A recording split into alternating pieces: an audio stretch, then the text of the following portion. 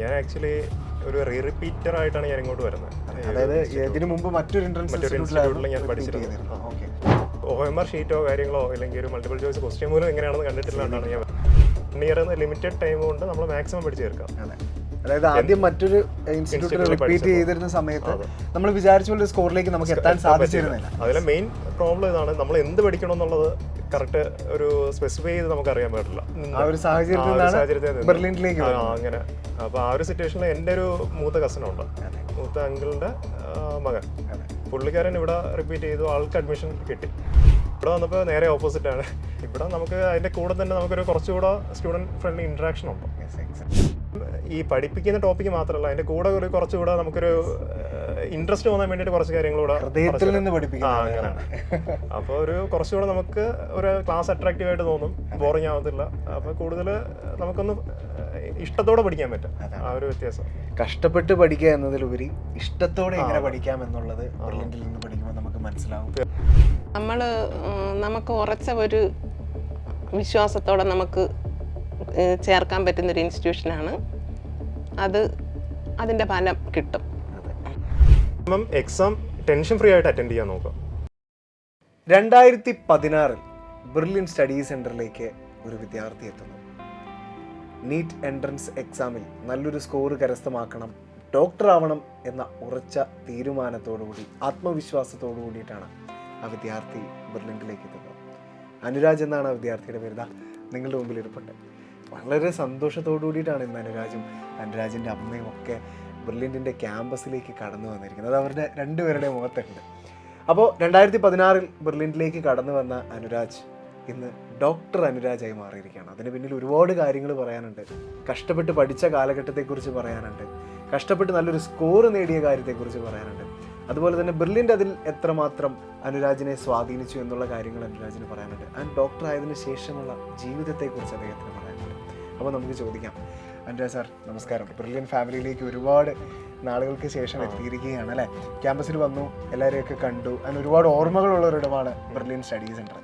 കാരണം ഈ ഒരു ഡോക്ടർ എന്ന ലക്ഷ്യത്തിൽ ഒരുപാട് സ്വാധീനിച്ചിട്ടുണ്ട് അനുരാജ് സാറിന് ഈ ഒരു ക്യാമ്പസ് അല്ലേ? ക്യാമ്പസ് അതുപോലെ തന്നെ നമ്മുടെ അധ്യാപകർ, നമ്മുടെ ഡയറക്ടേഴ്സ് അല്ല, എല്ലാവരും ഒരുപാട് സ്വാധീനിച്ചിട്ടുണ്ട്. അപ്പോൾ ആ ഒരു 2016 ബെർലിൻ സ്റ്റഡി സെൻറ്ററിലേക്ക് വന്ന ഒരു അനുരാജ് സാറിനെ കുറിച്ചൊന്ന് പറയാം. ഞാൻ ആക്ച്വലി ഒരു റിപ്പീറ്റർ ആയിട്ടാണ് ഞാൻ ഇങ്ങോട്ട് വരുന്നത്. അതായത് ഇതിനു മുമ്പ് മറ്റൊരു ഇൻസ്റ്റിറ്റ്യൂട്ടിൽ ഞാൻ പഠിച്ചിരുന്നത്. പക്ഷേ ഞാൻ ലോങ് ടൈമോ കാര്യങ്ങളോ അങ്ങനെയൊന്നും ചെയ്തിട്ടില്ല. +1 +2 സാധാരണ എങ്ങനെയാണോ പഠിക്കുക അത് കണക്ക് പഠിച്ചു. എന്ന് പറയുമ്പോഴത്തേക്കും നമ്മൾ 10th വരെ പഠിക്കുന്നത് എങ്ങനെയാണോ അത് കണക്ക് ഒരു എൻട്രൻസ് ഒരു OMR ഷീറ്റോ കാര്യങ്ങളോ അല്ലെങ്കിൽ ഒരു മൾട്ടിപ്പിൾ ചോയ്സ് ക്വസ്റ്റ്യൻ പോലും എങ്ങനെയാണെന്ന് കണ്ടിട്ടില്ലാണ്ടാണ് ഞാൻ വരുന്നത്. അപ്പോൾ അന്ന് ഫസ്റ്റ് ഒരു വേറൊരു ഇൻസ്റ്റിറ്റ്യൂട്ടിലാണ് പോണത്. അപ്പോൾ അവിടെ ചെന്നു. പക്ഷേ ഒരു എന്താ പറയുക, നമ്മൾ പഠിക്കാൻ ഒന്നും അറിഞ്ഞൂടാത്ത ഒരാൾ പഠിക്കുമ്പോൾ ഒരു +1 +2 എക്സാം പാസ്സാകാൻ വേണ്ടി ആ ഒരു ലെവലിൽ മാത്രം പഠിച്ചിട്ടുള്ള ഒരാൾ ഒരു എൻട്രൻസിൻ്റെ ലെവലിൽ പഠിക്കുമ്പോഴത്തേക്കും നമ്മളൊരു ഒത്തിരിയും മാസ്റ്ററായിട്ട് പഠിച്ചു കഴിഞ്ഞാൽ എങ്ങും എത്തത്തില്ല. ഒരു 1 ഇയർ ലിമിറ്റഡ് ടൈം കൊണ്ട് നമ്മൾ മാക്സിമം പഠിച്ചു തീർക്കാം. അപ്പോൾ അതിന് എന്താ പറയുക, നമ്മളെ കയ്യിൽ ഒതുങ്ങുന്നതിനേക്കാൾ കൂടുതൽ പഠിപ്പിച്ചു കഴിഞ്ഞാൽ എങ്ങും നിൽക്കത്തില്ല. എവിടെ എന്ത് പഠിക്കണം, എങ്ങനെ പഠിച്ചു കഴിഞ്ഞാലും നമുക്ക് എങ്ങും എത്താൻ പറ്റില്ല. അപ്പം മാക്സിമം ലിമിറ്റഡ് ടൈം കൊണ്ട് കൂടുതൽ ടോപ്പിക്ക് നമുക്ക് ആവശ്യമുള്ള ടോപ്പിക്ക് കവർ ചെയ്യുക എന്നുള്ളതാണ് അതിൽ. അപ്പോൾ അത് ഇങ്ങോട്ട് വന്നപ്പം ഫസ്റ്റ് ട്രിപ്പിൽ ഞാൻ വിചാരിച്ച റാങ്കോ കാര്യങ്ങളോ ഒന്നും കിട്ടിയിട്ടില്ല.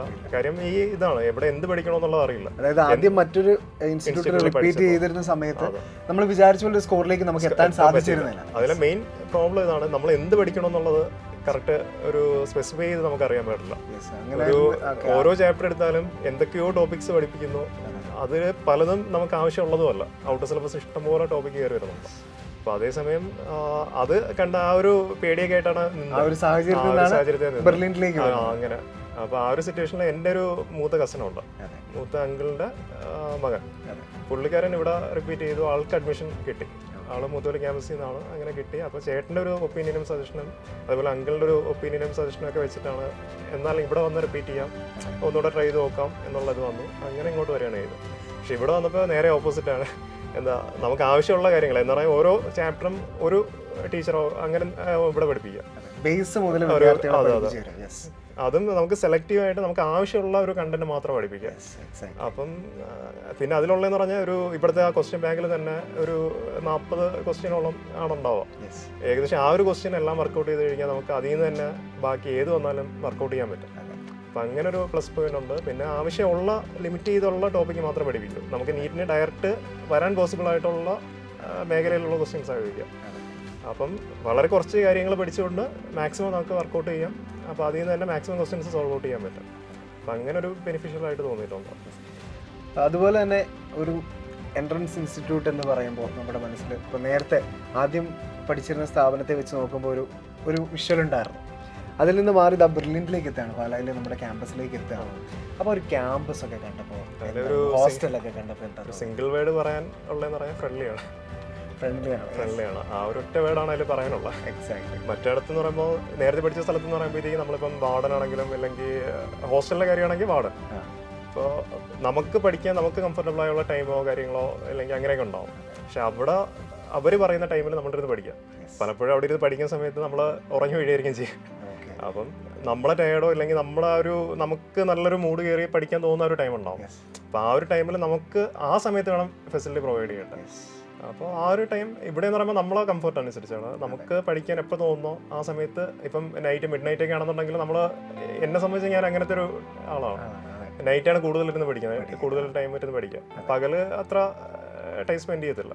ഇപ്പം നൈറ്റ് നേരത്തെ സ്ഥലത്താണെങ്കിൽ ലൈറ്റ് ഓഫ് ചെയ്യുക, നമുക്ക് പഠിക്കാൻ പറ്റത്തില്ല. അപ്പോൾ ഒരു രാത്രി 10 മണിയായ ഫിക്സഡ് ടൈമാണ്. ബാക്കിയുള്ള റൂംമേറ്റ്സ് ബാക്കിയുള്ളവർക്ക് പ്രശ്നമാവുമെന്ന് വെച്ചിട്ട് ലൈറ്റ് ഓഫ് ചെയ്യണം. ഏത് സമയത്താണോ പഠിക്കാൻ തോന്നുന്നത് ആ സമയത്ത് കൂടുതൽ നമുക്ക് പറ്റുന്ന രീതിക്ക് പഠിക്കാൻ പറ്റുന്നുണ്ട്. അപ്പം അങ്ങനെ ഒരു ഇതുണ്ട്. പിന്നെ എന്താ പറയുക, നമ്മുടെ ടൈമിങ്ങിനനുസരിച്ച് നമുക്ക് പഠിക്കാൻ പറ്റും. അപ്പം അങ്ങനെ ഒരു ബെനിഫിറ്റ് ആയിട്ട് തോന്നിയിട്ടുണ്ട്. ക്ലാസ് റൂമിലാണെങ്കിലും അവിടെ വരിക, പഠിപ്പിക്കുക, പോവുക, അതാണ് സിസ്റ്റം. ഇവിടെ നമുക്ക് അതിൻ്റെ കൂടെ തന്നെ നമുക്കൊരു കുറച്ചുകൂടെ സ്റ്റുഡൻറ്റ് ഫ്രണ്ട്ലി ഇൻട്രാക്ഷൻ ഉണ്ട്. അപ്പോൾ ആ ഒരു ഇൻട്രാക്ഷൻ്റെ ബേസ് ഇത് വെച്ചിട്ട് നമുക്ക് കുറച്ചുകൂടെ ടീച്ചേഴ്സായിട്ട് കുറച്ചുകൂടെ അടുക്കാൻ പറ്റും. അത് അങ്ങനെ ഒരു ഫ്രണ്ട്ലി നേച്ചർ ടീച്ചേഴ്സായിട്ട് വരുമ്പോൾ തന്നെ പഠിക്കാൻ കുറച്ചുകൂടെ എന്താ പറയുക, നമ്മളെ വീട്ടിലുള്ള അല്ലെങ്കിൽ നമ്മളൊരു സുഹൃത്ത് പഠിപ്പിച്ച് തരുന്ന നമുക്കൊരു ഫീലിംഗ് ഉണ്ടാവും, ഒരു അറ്റാച്ച്മെന്റ് ഉണ്ടാവും. ഒരു അന്നൊരു ജിതിൻ എന്ന് പറയുന്നൊരു സാറാണെന്ന് തോന്നുന്നു, ക്ലാസ് ടീച്ചറല്ല, ഒരു ബയോളജി പഠിപ്പിക്കാൻ വന്നൊരു സാറൊക്കെ ഉണ്ട്. അപ്പോൾ ആളൊക്കെ ഒരു നേരത്തെ മായാറാണി എന്ന് പറയുന്ന മാഡം. അപ്പോൾ എല്ലാവരും ഈ പഠിപ്പിക്കുന്ന ടോപ്പിക്ക് മാത്രമല്ല, അതിൻ്റെ കൂടെ കുറച്ചുകൂടെ നമുക്കൊരു ഇൻട്രസ്റ്റ് തോന്നാൻ വേണ്ടിയിട്ട് കുറച്ച് കാര്യങ്ങളൂടെ അങ്ങനെയാണ്.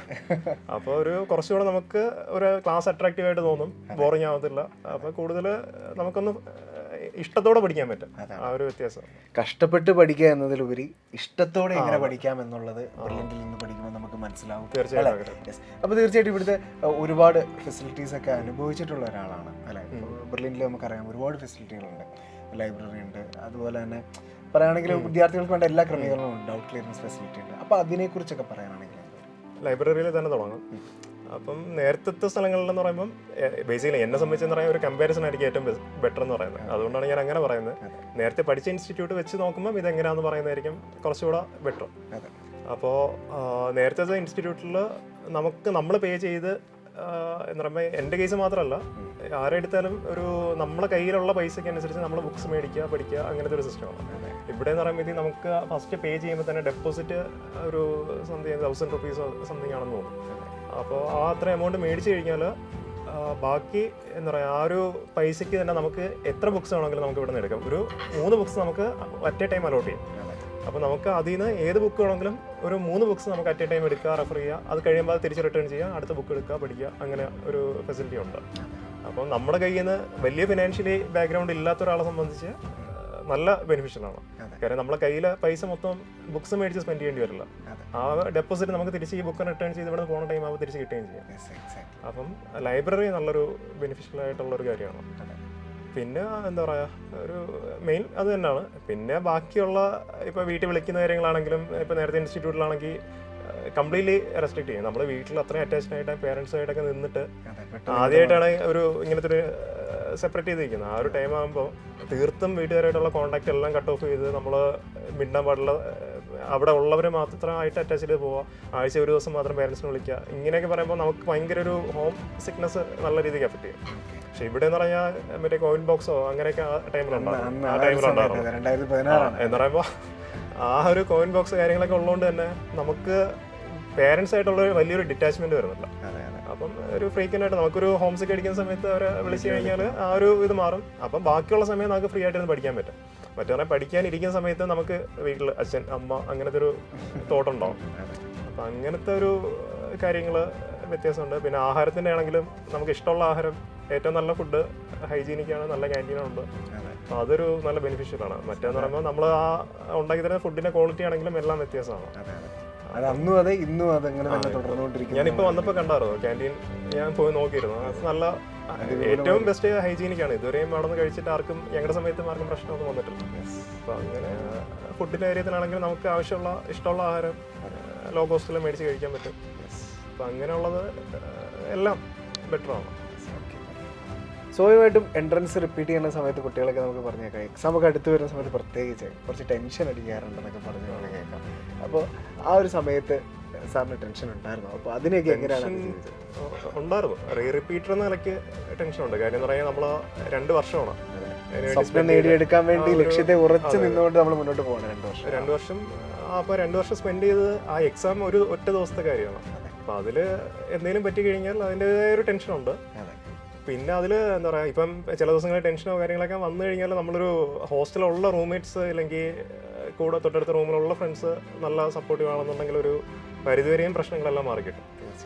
ഒരു പഠിക്കുന്ന കാര്യം ഇപ്പം നമുക്ക് ഡൗട്ട് വരുന്ന കാര്യങ്ങളാണെങ്കിൽ അത് ക്ലിയർ ചെയ്യുക. ഇപ്പം പല റൂമുകളിലും അല്ലെങ്കിൽ ഫ്രണ്ട്സ് തമ്മിൽ ഒരു ഹെൽത്തി കോമ്പറ്റീഷൻ ഉണ്ടാവും. പിന്നെ ചില ആൾക്കാർ ഒരു നല്ല കമ്പനിയാണെന്നുണ്ടെങ്കിൽ കുഴപ്പമില്ല, നല്ല രീതിക്ക് സംസാരിക്കുകയും നമുക്ക് കിട്ടുമ്പോൾ തന്നെ അടുത്തുള്ള റൂമിലുള്ള ആൾക്ക് അല്ലെങ്കിൽ കിട്ടണം എന്നൊരു തോന്നൽ വന്നു കഴിഞ്ഞാൽ കുഴപ്പമില്ല. അപ്പം ഒരു മ്യൂച്വലി നമുക്ക് ഡൗട്ട് വരുന്ന കാര്യങ്ങൾ തന്നെ ഇപ്പം ടീച്ചേഴ്സിൻ്റെ ഇത് പോയി ചോദിക്കുന്നതിനെക്കാട്ടിയും ഏറ്റവും നന്നായിട്ട് സിമ്പിളായിട്ട് മനസ്സിലാക്കാൻ പറ്റുന്ന മറ്റൊരു ഇതെന്ന് പറഞ്ഞാൽ ഏറ്റവും നല്ല ഫ്രണ്ടാണ്.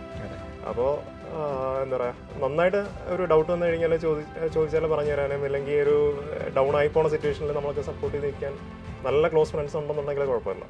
അപ്പം എനിക്ക് അന്ന് ആ സമയത്ത് ഉണ്ടായിരുന്ന ഫ്രണ്ട്സ് അങ്ങനത്തെയാണ്. ഇപ്പോൾ ഈ രാത്രി കിടന്നുറങ്ങുന്ന സമയത്താണെങ്കിലും ഇപ്പോൾ രാവിലെ നമ്മൾ അലാറം കേട്ട് കഴിഞ്ഞാൽ ഞാൻ യൂഷ്വലി അലാറം കേട്ട് എണീക്കുന്ന ചാൻസ് കുറവാണ്. അപ്പം എൻ്റെ തൊട്ടടുത്ത റൂമിൽ സനു എന്ന് പറയുന്നൊരു ഫ്രണ്ട് ഉണ്ടായിരുന്നു. അപ്പം പുള്ളിക്കാരി ഇപ്പോൾ BDS ആണ്, തൃശ്ശൂർ മെഡിക്കൽ കോളേജിൽ നിന്ന് പഠിച്ചിറങ്ങിയത്. അപ്പോൾ ആൾക്ക് ഇതണക്ക് അലാറം ആള് കിടക്കുന്ന ടൈമാകുമ്പോൾ ഇത് എന്നെ വിളിച്ച് എണീപ്പിക്കുക, അങ്ങനത്തെ ഒരു ഹെൽപ്പ് കാര്യങ്ങൾ, അല്ലെങ്കിൽ മെറ്റീരിയൽസ് അങ്ങോട്ടും ഇങ്ങോട്ടും ഷെയർ ചെയ്യുന്ന കാര്യങ്ങൾ അങ്ങനെയൊക്കെ ഉണ്ടായിരുന്നു. പിന്നെ അതണക്ക് ഒരു ചില സമയങ്ങളിൽ നമ്മൾ ഫുൾ ടൈം നമ്മളെ കൊണ്ട് പഠിച്ച് അതും പഠനം മാത്രമായിട്ട് മുന്നോട്ട് പോകാൻ പറ്റത്തില്ല. അപ്പം ഒരു കുറച്ച് നേരം ഫ്രീ ആയിട്ട് നമുക്ക് സംസാരിച്ചിരിക്കാനും കാര്യങ്ങളും നമ്മൾ വീട്ടിലെ മെമ്പർ എങ്ങനെയാണോ അതണക്ക് തന്നെയാണ്. അപ്പം അങ്ങനത്തെ ഫ്രണ്ട്സ് കൂടെ ഉള്ളത് നല്ലൊരു ഹെൽപ്ഫുള്ളാണ്. അപ്പോൾ അത് ഹോസ്റ്റൽ നല്ലൊരു ഇതാണ്. പിന്നെ നേരത്തെ നിന്ന സ്ഥലമായിട്ട് കമ്പയർ ചെയ്യണമെന്നുണ്ടെങ്കിൽ നമുക്ക് അവിടുത്തെ ഒരു സ്ട്രിക്റ്റ് വാണിയാണ്, തൊട്ടടുത്ത ബെഡിലുള്ള അടുത്ത് പോലും സംസാരിക്കാൻ പാടില്ല, അങ്ങനെ ഒരു പ്രശ്നമുണ്ട്. ഇവിടെ എന്ന് പറഞ്ഞാൽ അങ്ങനെയല്ല, നമുക്ക് ഓപ്പൺ ആയിട്ട് കമ്മ്യൂണിക്കേറ്റ് ചെയ്യാൻ പറ്റുമ്പോൾ നമ്മളൊരു വലിയ രീതിയിലുള്ള സ്ട്രെസ്സും അതിൽ മാറി കിട്ടും. തീർച്ചയായിട്ടും അതും ഈ പറഞ്ഞ പോലെ പഠനവുമായി ബന്ധപ്പെട്ട കാര്യങ്ങളായിരിക്കും നിങ്ങൾ തമ്മിൽ അതും പറയും. എങ്ങനെയാണ് ഏത് ടോപ്പിക്ക് പഠിക്കണം, അല്ലെങ്കിൽ ഇപ്പൊ 2 ക്ലാസ്സിലായിരിക്കും 2 പേരും പഠിക്കുക. അപ്പൊ 2 ടീച്ചേഴ്സ് ആയിരിക്കും ചിലപ്പോൾ ഒരേ സെയിം ടോപ്പിക്ക് പഠിപ്പിക്കുക. അപ്പോൾ അതിലുള്ള വ്യത്യാസങ്ങൾ കാര്യങ്ങൾ കമ്മ്യൂണിക്കേറ്റ് ചെയ്യാൻ പറ്റും. അല്ലെങ്കിൽ കൂടുതൽ എങ്ങനെ ബെറ്റർ ആയിട്ട് ഇപ്പം ആൾക്കൊരു സ്ട്രാറ്റജി ഉണ്ടാവും. അപ്പോൾ അത് നമുക്ക് ഒന്ന് പറഞ്ഞു തരാം, കാര്യങ്ങൾ അങ്ങനെ നോക്കാൻ പറ്റും. അതൊക്കെയാണ്. അതുപോലെ തന്നെ ഒരു കാര്യം കൂടെ ചോദിച്ചിട്ട്, ഇപ്പോൾ സ്വാഭാവികമായിട്ട് ഒത്തിരി ഫ്രണ്ട്സ് ഒക്കെ ഉണ്ടായിരുന്നു എന്ന് പറഞ്ഞു.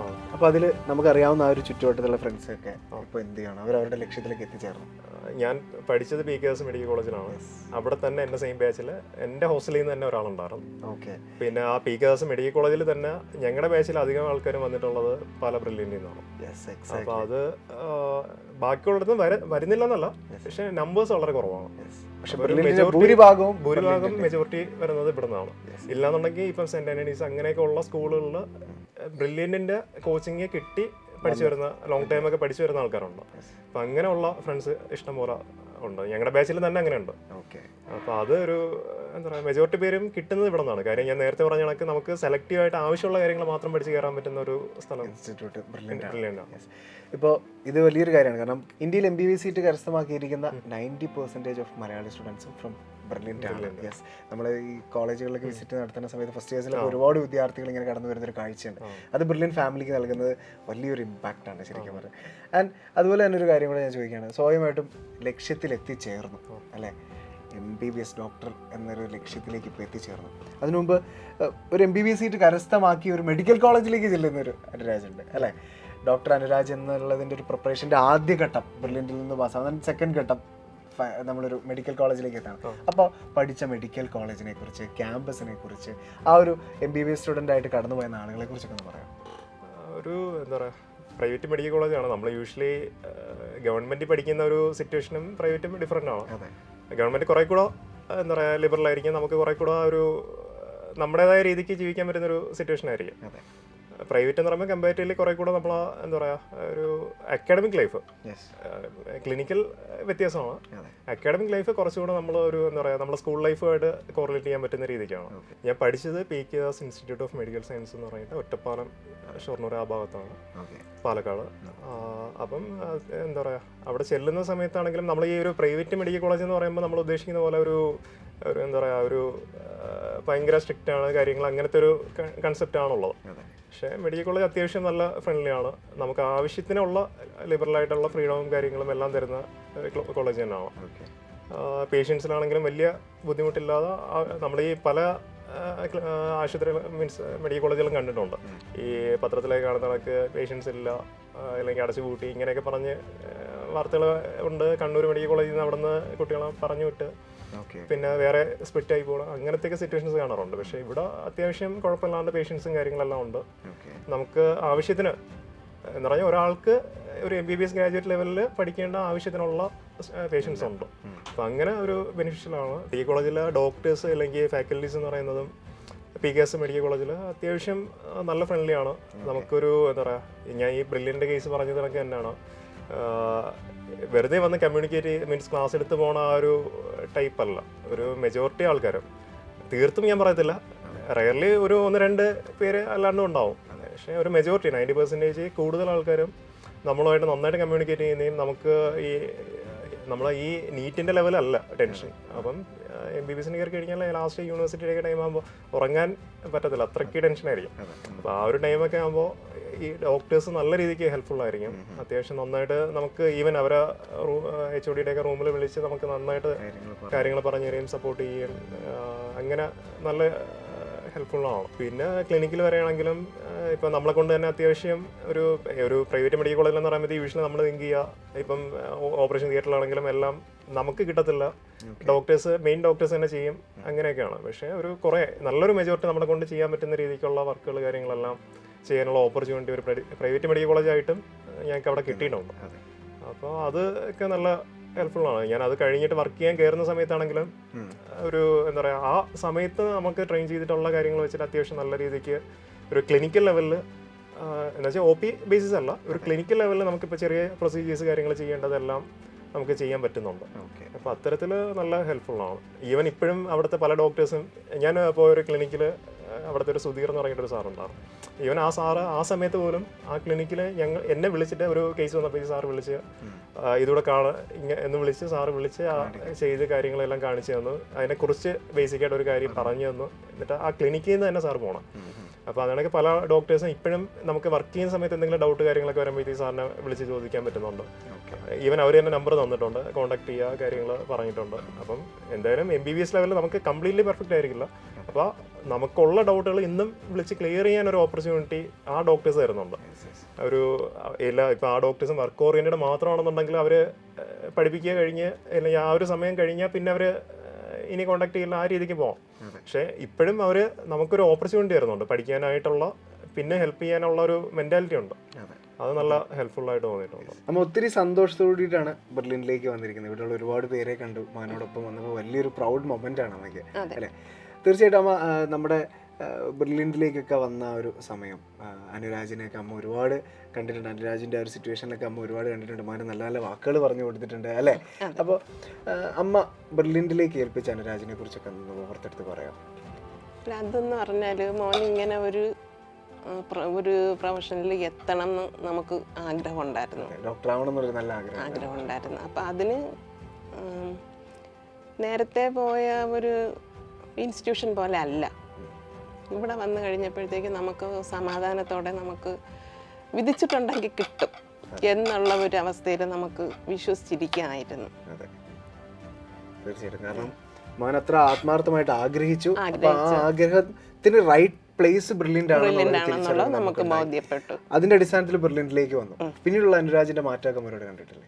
പിന്നീടുള്ളതെന്ന് പറഞ്ഞാൽ നമുക്ക് തന്നെയും ഇപ്പം എന്തെങ്കിലും വിഷയങ്ങൾ വിളിച്ച് സംസാരിക്കുക എടുക്കുകയൊക്കെ ചെയ്യണം എന്നുണ്ടെങ്കിൽ ഇവിടുത്തെ ടീച്ചേഴ്സിൻ്റെ അടുത്ത് വിളിച്ചാൽ നമുക്കത് ക്ലിയർ ചെയ്ത് തരും. കാരണം നമ്മളിപ്പോൾ നാട്ടിൻപുറത്ത് ഇങ്ങനെ ഒരു ഇതുണ്ട്, ഒരു സ്ഥാപനമുണ്ട്, അല്ലെങ്കിൽ അവിടെ പഠിച്ചിട്ടൊക്കെ ആവാൻ പറ്റും ആഗ്രഹിക്കാം എന്നുണ്ടെങ്കിലും നമുക്കത് വിളിക്കാനും അത് ക്ലിയർ ചെയ്ത് തരുന്ന ഒരു രീതിയുണ്ട്. നമുക്ക് വിളിക്കാനൊരു പേടി വേണ്ട.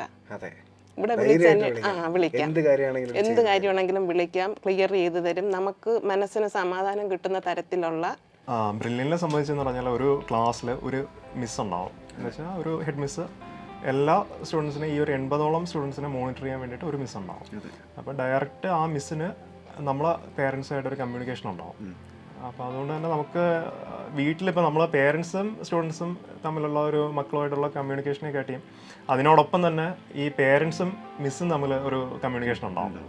അപ്പോൾ ഡയറക്റ്റ് അവർക്കുള്ള എന്തെങ്കിലും ഒരു ഡൗട്ടോ കാര്യങ്ങളോ അല്ലെങ്കിൽ നമ്മൾ വീട്ടിൽ വിളിക്കുമ്പോൾ സംസാരിക്കുമ്പോൾ എന്തെങ്കിലും ഒരു പേടിയോ കാര്യങ്ങളൊക്കെ ഉണ്ടെങ്കിൽ തന്നെയും അത് ഡയറക്റ്റ് ഇപ്പോൾ എൻ്റെ വീട്ടിൽ നിന്നാണെങ്കിൽ അമ്മ ഈ പറഞ്ഞ മിസ്സിനെ വിളിച്ചിട്ട് ഡയറക്റ്റ് കമ്മ്യൂണിക്കേറ്റ് ചെയ്ത് അങ്ങനൊരു മോനിങ്ങനൊരു വിഷമമുണ്ട് അല്ലെങ്കിൽ ഇങ്ങനെ ഒരു ബുദ്ധിമുട്ട് തോന്നുന്നുണ്ട് എന്ന് പറഞ്ഞു കഴിഞ്ഞാൽ അതിനൊരു സോൾവ് ഔട്ട് ചെയ്യാൻ വേണ്ടിയിട്ട് ഈ മിസ്സ് ഒരു സൊല്യൂഷൻ കണ്ടെത്തും. അപ്പോൾ അങ്ങനെ ഒരു ബെനിഫിഷ്യലായിട്ട് വന്നിട്ടുണ്ട്. അപ്പോൾ അത് പല ഇൻസ്റ്റിറ്റ്യൂട്ടിലും ഇല്ലാത്തൊരു കാര്യമാണ്. കാര്യം മൊത്തത്തിലായിരിക്കും ഒരു എല്ലാ സ്റ്റുഡൻസും ഒരേപോലെ ആ രീതിക്ക് പോവും.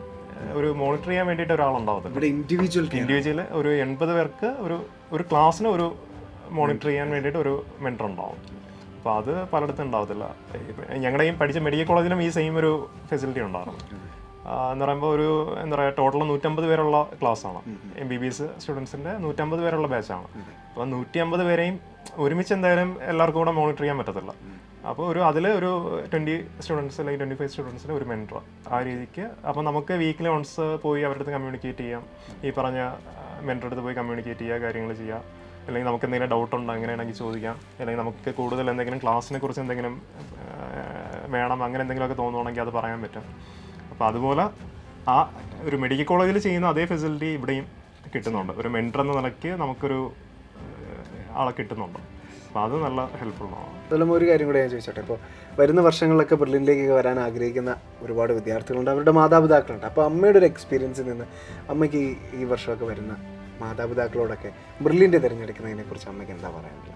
അല്ല, നമുക്ക് ഉറച്ച ഒരു വിശ്വാസത്തോടെ നമുക്ക് ചേർക്കാൻ പറ്റുന്നൊരു ഇൻസ്റ്റിറ്റ്യൂഷനാണ് അത്. അതിൻ്റെ ഫലം കിട്ടും. അപ്പോൾ ഇന്ന് ഡോക്ടർ അനുരാജായിട്ടാണ് നമ്മുടെ മുമ്പിൽ വന്നിരിക്കുന്നത്. നിങ്ങളെല്ലാവരും കേട്ടുകൊണ്ടിരുന്ന ഒരു ഡോക്ടറുടെ വാക്കുകളാണ്. തീർച്ചയായിട്ടും ഡോക്ടർ ആയതിനു ശേഷമുള്ളൊരു ലൈഫ്, അത് ഒരു എക്സ്പെക്റ്റേഷൻ വേഴ്സസ് റിയാലിറ്റി ഉണ്ട് അല്ലേ? യെസ്. അപ്പോൾ അതിനെക്കുറിച്ച് എന്താണ് സാറിന് പറയാനുള്ളത്? ഒരു എന്താ പറയുക, രണ്ടും എൻ്റർലി ഡിഫറെൻ്റ് ആണ്. ഒരു ഡോക്ടർ ആവുന്നതിന് മുമ്പ് നമ്മളൊരു സാധാരണ ഒരു ലൈഫ് കാര്യങ്ങൾ അങ്ങനെ പോകും. ഇപ്പം MBBS കഴിഞ്ഞിട്ടാണെങ്കിലും ഞങ്ങൾക്ക് ഒരു ഡോക്ടറാണ് അങ്ങനെ ഒരു ഫീലിംഗ് വ്യത്യാസമൊന്നും വരത്തില്ല. അച്ഛനും അമ്മയ്ക്കാണെങ്കിലും അവരുടെ മകൻ അത്രയേ ഉള്ളൂ. പക്ഷേ എന്നെ സംബന്ധിച്ചാണെങ്കിലും ഞാൻ അങ്ങനെ ഒരു വ്യത്യാസം വന്നായിട്ട് എനിക്ക് തോന്നുന്നില്ല. പക്ഷേ എന്താ പറയുക, പുറമേ നിന്നുള്ള ആൾക്കാരുടെ കമ്മ്യൂണിക്കേഷനിലും കാര്യങ്ങളിലും സമൂഹത്തിന് മുമ്പിൽ ഒരു ഡിഗ്നിറ്റിയുടെ കാര്യത്തിൽ നല്ലൊരു വ്യത്യാസം വന്നിട്ടുണ്ട്. ഒരു എവിടെ ചെന്നാലും നമുക്ക് നമ്മുടേതായ ഒരു പൊസിഷൻ അല്ലെങ്കിൽ ഒരു പ്ലേസ് പബ്ലിക് നമുക്ക് തരുന്നുണ്ട്. പിന്നെ അതുപോലെ നമ്മളെ ഹെൽപ്പ് ഇല്ലെങ്കിൽ ഒരു ഇപ്പം നമ്മളെ ഇൻസ്റ്റിറ്റ്യൂട്ട് പഠിച്ച സ്ഥലത്താണെങ്കിലും മെഡിക്കൽ കോളേജിലാണെങ്കിലും ഒത്തിരി ഡോക്ടേഴ്സ് ഇപ്പം മൊത്തത്തിൽ സോഷ്യൽ സർവീസ് എന്നുള്ളതല്ല, പക്ഷേ ഒരു ഭാഗത്ത് നമ്മൾ വർക്കിനോടൊപ്പം തന്നെ ബാക്കിയുള്ള ജോബ് എല്ലാവർക്കും ചെയ്യാൻ പറ്റും. അതുപോലെ തന്നെ ഇതിനും ഒരു പാർട്ടിൽ നമുക്ക് ഒരു നല്ല രീതിക്ക് ഹെൽപ്പ് ചെയ്യാൻ പറ്റും. പല ഒരു OP-യിൽ നമ്മൾ നിൽക്കുന്ന OP-യിൽ കാണാം പേഷ്യൻസ് ഇതണക്ക് എന്താ പറയുക, കയ്യിൽ കാശില്ലാണ്ട് വരുന്ന ഒത്തിരി പേഷ്യൻസ് ഉണ്ടാവും. വന്ന് OP-യിൽ ഡോക്ടേഴ്സിന് മുമ്പിൽ കരയുന്ന ആൾക്കാരുണ്ടാവും. അപ്പം ഈവൻ അങ്ങനെയുള്ളവർക്ക് പോലും സ്വന്തം കയ്യിലെ കാശ് കൊടുത്തിട്ട് അല്ലെങ്കിൽ അതിനെ ഫീസ് പോലും മേടിക്കാണ്ട് സർജറി ചെയ്യുന്ന ആൾക്കാരുണ്ട്, മെഡിസിൻസ് അവിടെ നിന്ന് കൊടുക്കുന്ന ആൾക്കാരുണ്ട്, ഡോക്ടേഴ്സ് ഉണ്ട്. അപ്പം അങ്ങനെ നല്ല രീതിക്ക് ഹെൽപ്പ് ചെയ്യാൻ പറ്റുന്നുണ്ട്. നമ്മളൊരു മെയിൻ സ്ട്രീമിൽ നിന്ന് ഡയറക്റ്റ് ഹെൽപ്പ് ചെയ്യേണ്ട ഒരു സിറ്റുവേഷൻ മാത്രമല്ല, അല്ലാണ്ട് ചെറിയ രീതിക്ക് തന്നെ നമുക്ക് ഹെൽപ്പ് ചെയ്യാൻ പറ്റുന്നുണ്ട്. അപ്പം ഇപ്പം ഡോക്ടർ കെയർ ഓഫിൽ തന്നെ നമ്മളവിടെ ലാബിൽ ഫ്രീ ആയിട്ട് സ്ക്രീൻ ചെയ്ത് ഡയഗ്നോസ് ചെയ്ത് കൊടുക്കുന്ന സിസ്റ്റം ഉണ്ട്. അപ്പം അങ്ങനെ നല്ല രീതിക്ക് ആ ഒരു സൈഡിൽ ഹെൽപ്പ് ചെയ്യാനും പറ്റുന്നുണ്ട്. പിന്നെ അതിന്റെ കൂടെ തന്നെ ഒരു പബ്ലിക്കിലെ നല്ല ഡിഗ്നിറ്റി ഉള്ളൊരു ജോബാണ്. പിന്നെ അതുപോലെ എക്സ്പീരിയൻസ് ഉണ്ട്? ഇപ്പോൾ പബ്ലിക്കിലൊക്കെ ചെല്ലുമ്പോൾ അങ്ങനെ ഉണ്ടായത് എന്തെങ്കിലും ഒരു എക്സ്പീരിയൻസ് ഉണ്ടോ ഷെയർ ചെയ്യാം? ഈവൻ ഒരു നമ്മളിപ്പോൾ ഒരു ഏറ്റവും ലാസ്റ്റ് ആണ് ഇൻസിഡൻറ്റ്. ഞാൻ നാട്ടിലോട്ട് പോണ വഴിക്ക് ഇപ്പോൾ ഒരു 10 days ബാക്ക് നാട്ടിലോട്ട് പോണ വഴിക്ക് ഒരു ഇലക്ഷൻ്റെ ഭാഗമായിട്ടൊരു ചെക്കിങ് ഉണ്ടായിരുന്നു റോഡിൽ. അപ്പം ഞാൻ ബസ് ക്യാച്ച് ചെയ്യാൻ വേണ്ടി 15 മിനിറ്റേ ടൈമുള്ളൂ. അപ്പം ഞാൻ ബൈക്ക് ഞാൻ പഠിച്ചിരുന്ന ഒരു മെഡിക്കൽ കോളേജിൽ തന്നെ കൊണ്ടുവച്ചിട്ട് തിരിച്ച് ഈ ബസ് ക്യാച്ച് ചെയ്ത് എനിക്ക് നാട്ടിലോട്ട് ട്രിവാൻഡ്രത്ത് പോകണം. പോണ വഴിക്ക് ആ ചെക്കിങ്ങിൻ്റെ സമയത്ത് നല്ല ബ്ലോക്ക് ഉണ്ട്. അപ്പം എൻ്റെ ഇത് ചെക്ക് ചെയ്യാൻ വന്നു. ആ ഒരു പോലീസ് ഉദ്യോഗസ്ഥൻ്റെ അടുത്ത് ഞാൻ പറഞ്ഞു ഇങ്ങനെ ഒരു 15 മിനിറ്റിനുള്ളിൽ എനിക്ക് ബസ്സുണ്ട്, അപ്പം മാക്സിമം നേരത്തെ പോകണമെന്ന് പറഞ്ഞു. അപ്പോൾ ഓക്കെ ശരി ചെക്ക് ചെയ്യട്ടെന്ന് പറഞ്ഞു. ചെക്ക് ചെയ്ത് ആദ്യത്തെ സിബ് ഓപ്പൺ ആക്കിയപ്പോൾ അതിനകത്തുണ്ടായിരുന്ന സ്റ്റെത്താണ്, അപ്പോൾ സ്റ്റെസ്കോപ്പാണ്. അപ്പോൾ എന്നോട് ചോദിച്ച് ഡോക്ടറാണോ എന്ന് ചോദിച്ച് ഡോക്ടറാണെന്ന് പറഞ്ഞു. ഓക്കെ സാറ് പൊയ്ക്കോ കുഴപ്പമില്ല എന്നുള്ളതാണ് എൻ്റെ ഇത് പറഞ്ഞത്. അപ്പോൾ അത്രയും ഒരു എന്താ പറയുക അവർക്ക് അത്രയും ട്രസ്റ്റ് ഉണ്ട്. അതാണ് അതിലെ മെയിൻ ഭാഗം. ഡോക്ടർ എന്ന് പറയുമ്പോൾ സമയത്തിന്റെ വിലയുള്ളതെന്ന് അറിയാം. അപ്പം അങ്ങനെ ഒരു ഏറ്റവും ലാസ്റ്റ് നടന്നൊരു ഇൻസിഡന്റ് അതാണ്. അപ്പോൾ അതാണൊക്കെ പല സിറ്റുവേഷൻ നേരത്തെ പറഞ്ഞ കണക്ക് ഒരു പഞ്ചായത്ത് ഓഫീസിൽ പോയി അവിടെ ചെന്ന് നാട്ടിൽ. അപ്പോൾ അച്ഛനും അമ്മയും അവിടെ ഡയറക്റ്റ് പോയി സംസാരിക്കുന്ന സമയത്ത് അവരുടെ അടുത്ത് ഉണ്ടായിരുന്ന ഒരു അപ്രോച്ച് അല്ല നെക്സ്റ്റ് ഡേ ഞാൻ ചെന്നിട്ട് അവരുടെ അടുത്ത് സംസാരിക്കുന്ന സമയത്തുണ്ടായി. അപ്പോൾ ആ ഒരു ഡോക്ടർ എന്ന നിലയ്ക്ക് നമുക്കൊരു പ്ലേസ് തരുന്നുണ്ട്, ഒരു പൊസിഷൻ അവർ തരുന്നുണ്ട്. അപ്പോൾ നമ്മൾ കുറേ കൂടെ സ്മൂത്ത് ആയിട്ട് ഫാസ്റ്റ് ആയിട്ട് യൂഷ്വലി പറയുമല്ലോ ഗവൺമെൻറ് ഓഫീസിൽ ചെന്ന് കഴിഞ്ഞാൽ ഫാസ്റ്റ് ആയിട്ട് ആയിരിക്കില്ല കാര്യങ്ങൾ നടക്കാന്ന് പറയും. ഇപ്പോൾ അച്ഛനും അമ്മയും ചെന്ന് ഫസ്റ്റ് ഡേ നടക്കാത്ത കാര്യം സെക്കൻഡ് ഡേ ഞാൻ ചെന്നപ്പോഴത്തേക്ക് അത് ഫാസ്റ്റ് ആയിട്ട് കാര്യങ്ങൾ നടക്കുന്നുണ്ട്. അപ്പോൾ അങ്ങനത്തെ ഒരു ഡോക്ടർ എന്ന നിലയ്ക്ക് ഒരു പൊസിഷന് ഒരു വിലയുണ്ട്, ആ ഒരു പ്രൊഫഷന് വിലയുണ്ട്. എൻട്രൻസ് സംബന്ധമായ വാർത്തകളും അപ്ഡേഷനുകളും ഏറ്റവും വേഗം ആധികാരികമായി അറിയാൻ ബ്രില്യൻറ്റ് സ്റ്റഡി സെന്റർ പാല യൂട്യൂബ് ചാനൽ സബ്സ്ക്രൈബ് ചെയ്യുക, ബെൽ ഐക്കൺ അമർത്തുക. ഈ വീഡിയോ മറ്റ് സുഹൃത്തുക്കളിലേക്കും ഷെയർ ചെയ്ത് നൽകുക.